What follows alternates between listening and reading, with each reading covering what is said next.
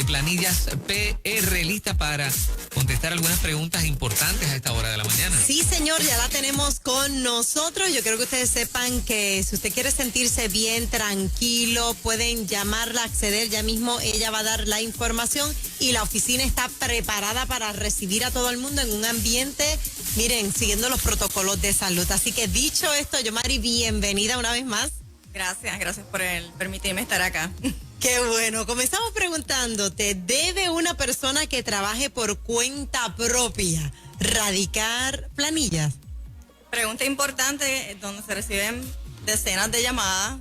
Y la principal es ¿verdad? Estos barberos, estas personas que cortan grama, que limpian casa, que suelen cobrar sus servicios en efectivo. Dicen, pues yo no tengo que llenar planilla porque yo recibo todo cash. Realmente, ¿verdad? En ninguna parte del código contributivo estipula que de qué manera, si yo recibo mis ingresos cash, en cheque, en unos tipos de salario, no me exime de cumplir con mi responsabilidad y bona fidemente, ¿verdad? Contactar al profesional y orientarme para erradicar una planilla. Todos los ingresos que provengan de un tipo de labor prestada, si exceden el mínimo para poder llenar una planilla, requiere que se complete. La diferencia entre un servicio prestado, que es cuando yo trabajo por cuenta propia, porque recorto, hago tintes, limpio casa, corto grama, es que tengo, ¿verdad?, que contar con un registro de comerciante. Y muchas personas piensan que tienen que tener una oficina, que tienen que estar ubicados en algún lugar, que tienen que tener un nombre comercial, y realmente no es así. ¿Estás buscando desde que yo decido desde cero empezar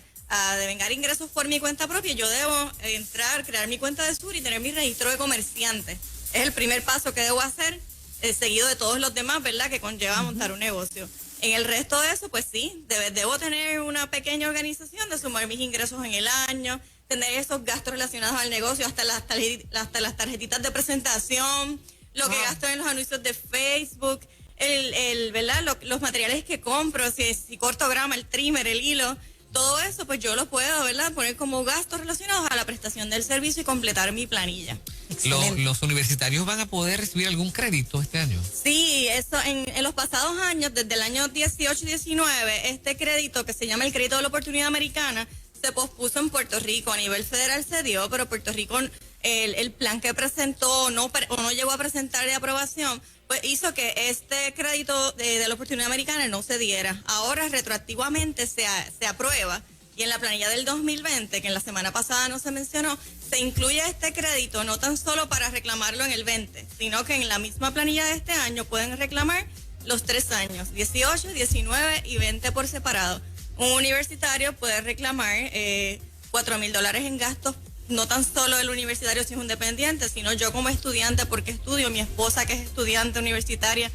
Cada uno puede reclamar hasta $4,000, y de esos $4,000 que se evidencien con una serie de documentos, me van a devolver 1% de cada uno, hasta un máximo de 1,000. O sea que si son 3 estudiantes, pues recibo $3,000 adicionales en mi planilla.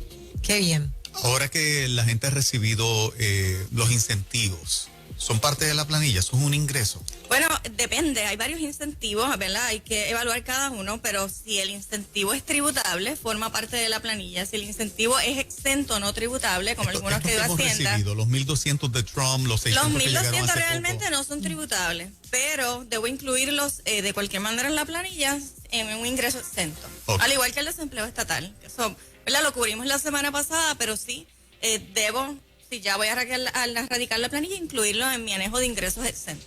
Excelente. ¿Qué otro servicio ofrece tu oficina de contabilidad? Nosotros, ¿verdad?, somos una firma, una práctica privada de contabilidad, donde ofrecemos servicios de auditorías para negocios desde pequeños, medianos, de grande tamaño. Ofrecemos servicios de consultoría de sistemas, cuando uno decide abrir un negocio, qué sistema es adecuado para el negocio, qué permisología debo completar, cómo yo me debo orientar, cuáles son los primeros pasos para yo arrancar con el pie derecho, desde abrir mi cuenta de Suri, sacar mi permiso de uso, que ahora se llama el permiso único, poder orientarme sobre la patente, si donde me voy a ubicar puedo realmente hacer ese tipo de servicio.